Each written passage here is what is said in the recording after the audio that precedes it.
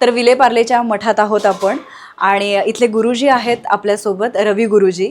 तर अनेक वर्ष ते या मठात आहेत, स्वामी समर्थांची सेवा करतात. त्यांनाच विचारूया आपण की या मठाचा इतिहास काय. 2000 साली हा मठ स्थापन झाला. तर आम्हाला एकंदर या मठाबद्दल थोडं सांगा आणि या ज्या पादुका आहेत त्यांच्याबद्दल थोडं सांगा. 24 डिसेंबर 2000 साली मठाची स्थापना झाली.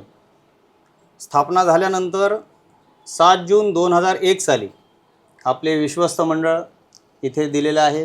श्री विनय कंटक साहेब, शहापूरकर साहेब, त्या सगळ्यांना इथे रात्री 11 वाजता त्यावेळेस लाईट गेली अचानक आणि अचानक या पादुकेतून गोळा असा एवढा लाईटचा गोळा असा पूर्ण तसबिरीमध्ये गेला.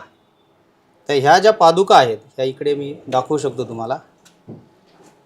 या पादुकेमधून, या पादुका ज्या पूर्वी मठ स्थापनेपासून या स्थापन केलेल्या आहेत, तर ह्या पादुका आधी वरती होत्या आणि ह्याच्यामधून तो गोळा असा स्वामींच्या तसबिरीमध्ये गेला. असा चमत्कार 7 जून 2001 साली घडला. मग त्याच्यानंतर मठाचा जो विस्तार झाला तो आपण बघत आहात. म्हणजे 2000 ला मठ स्थापन झाला आणि 2001 रोजी हे घडलं. आणि ह्याचं दर्शन फक्त कोणाला ती हे आली? हे आपले विश्वस्त मंडळ आहे, हे सगळे होते त्यावेळेस उपस्थित. म्हणजे शहापूरकर साहेब आहेत, कंटक साहेब आहेत, या सगळ्यांना हा दृष्टांत घडला आणि चमत्कार स्वामींनी दाखवला. आणि तेव्हापासून जी भरभराट झालेली आहे मठाची तुम्ही बघू शकता. दत्त जयंती असो, गुरुपौर्णिमा असो, या उत्सवाला 3-4 किलोमीटरपर्यंत लांब अशी रांग असते. भरपूर लोकांना अनुभव आलेले आहेत स्वामींचे. भिवू नकोस, मी तुझ्या पाठीशी आहे. त्या स्वामींचा आशीर्वाद, स्वामींचं वक्तव्य, स्वामींचं जे सांगितलं आहे स्वामींनी, त्या सगळ्याची प्रचिती त्या सर्व भक्तांना येत असते. आणि सगळे भक्त आपले मनोभावे आपली जी सेवा अर्पण करत असतात आणि स्वामींचा आशीर्वाद प्राप्त करून घेत असतात. आता तुम्ही म्हणताय की गेले अनेक वर्ष तुम्ही या मठामध्ये आहात, तुम्ही सेवा करताय. इथे येणारे भक्तही तुमच्या ओळखीचे असतील, त्यांचे काही अनुभव असतील, तर त्यापैकी असं एखादा अनुभव तुम्ही आमच्यासोबत शेअर करू शकता? अनुभव तसे भरपूर आहेत.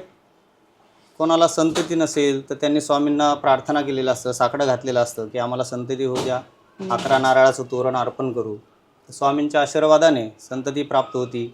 कोणाला सौख्य असेल, आनंद असेल, आयुष्य असेल, कोणाला आरोग्याच्या तक्रारी असतील, अडचणी असतील, तर त्या सगळ्या स्वामींना ते सांगतात आणि स्वामी मोठ्या मनाने सगळ्यांना आशीर्वाद देऊन सगळ्यांना बरं करतात, आरोग्य देतात, सुख समृद्धी देतात.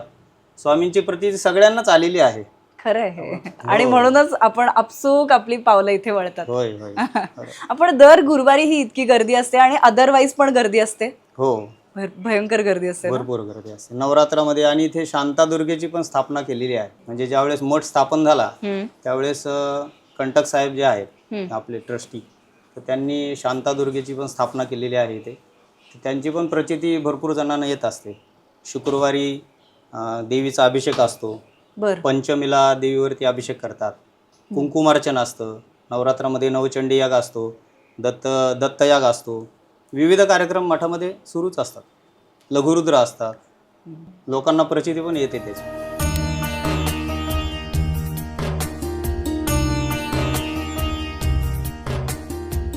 विलेपार्लेच्या स्वामी समर्थ मठाचे मठाधिपती विनय कंटक आज आपल्यासोबत आहेत. 2000 रोजी हा मठ स्थापन झाला आणि 2001 ला अशी काय घटना घडली जेव्हा स्वामींनी तेजोमय प्रकाशात दर्शन दिलं? तो अनुभव काय होता जरा आम्हाला सांगाल? सांगतो. 24 डिसेंबर 2000 या दिवशी मठाची प्राणप्रतिष्ठा झाली. आरत्या, पूजा, भक्त येणं, दर्शन, हार, फुलं सगळं सुरू होतं.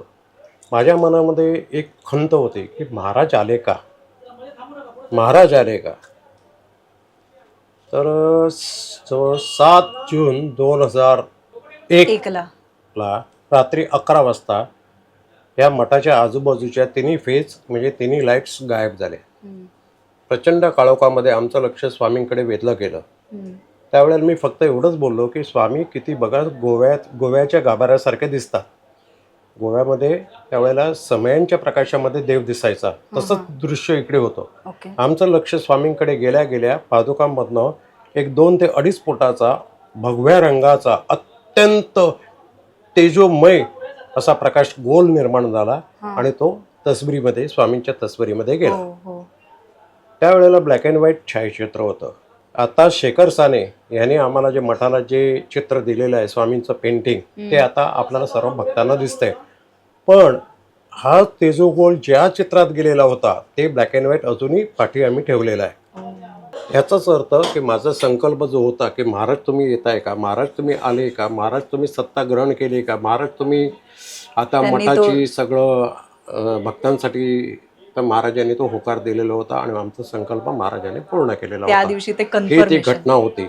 त्याच्यामुळे आम्ही 5-6 लोक जे होतो त्यांनी हा प्रकाश पाहिलेला आहे आणि तो प्रकाश मीही बघितल्यामुळे मी कोणालाही या जगतामध्ये घाबरत नाही.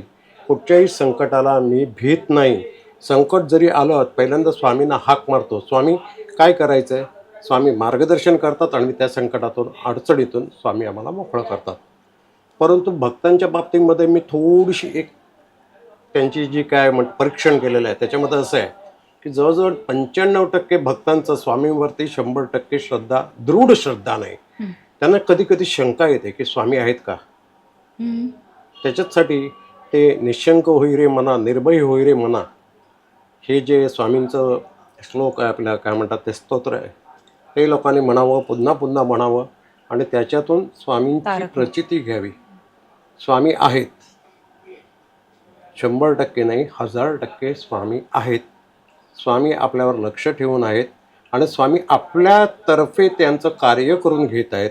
हे जर भक्तांनी लक्षात ठेवलं तर येणारे चांगले प्रसंग, मध्यम प्रसंग, आनंदित प्रसंग याच्यामध्ये भक्त संतुलित राहील. तर नुसती दृढ विश्वास ठेवेल की महाराज माझ्या पाठीशी आहेत, त्यांच्याच पाठीशी महाराज राहतील, शंका घेणाऱ्याच्या पाठीशी राहणार नाहीत. म्हणून ते निशंक होई रे मना आणि निर्भय होई रे मना हे स्तोत्र आहे. या स्तोत्राची थोडीशी तुम्हाला कथा सांगतो. वऱ्हाड पांडे नावाच्या स्वामी भक्तांनी हे स्तोत्र तयार केलेलं होतं, परंतु ते विस्मृतीत गेलेलं होतं. कुरार विलेज येथे चोपडेकर ज्योतिषी आहेत, ते आता नाही आहेत. त्यांच्याकडे गेलेलं असतात. त्याने कळकट पेपर आमच्या दोघांच्या हातात दिला, माझ्या आणि माझ्या बायकोचा, आणि म्हणाले प्रसिद्ध करा. आम्ही ते छापून नेमकून लाखोनी कॉपीज प्रसिद्ध केल्या. आज एकही असा भक्त नाही की ज्यांना स्वामी तारक तीर्थ माहिती नाही. मी काय म्हणतो, मी ते केलं नाही. माज नको, गर्व नको.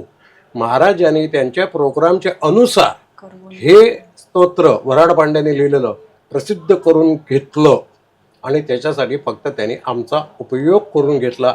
अभिमान आहे, माज नाही. फक्त तुम्ही एवढी श्रद्धा ठेवा की महाराज आहेत आहेत आहेत आणि त्यांच्या नित्य संपर्कात राहा. नित्य संपर्कात राहिल्यानंतर ते सॅटेलाइट आहेत, आपण ट्रान्झिस्टर आहोत. आपल्यातलं गाणं अतिशय सुमधुर राहायचं असेल तर आपण आपल्याला ट्यून करणं फार महत्त्वाचं आहे. तेव्हा आपण आपलं ट्यून नित्य संपर्काने करू शकतो. Thank you sir. आपण एक जयघोष घेऊया स्वामींचा. श्री अनंत कोटी ब्रह्मांड नायक राजाधिराज योगिराज परब्रह्म सच्चिदानंद सद्गुरु श्री स्वामी समर्थ महाराज की जय. श्री स्वामी समर्थ महाराज की जय. श्री स्वामी समर्थ महाराज की जय. धन्यवाद. श्री स्वामी समर्थ. स्वामी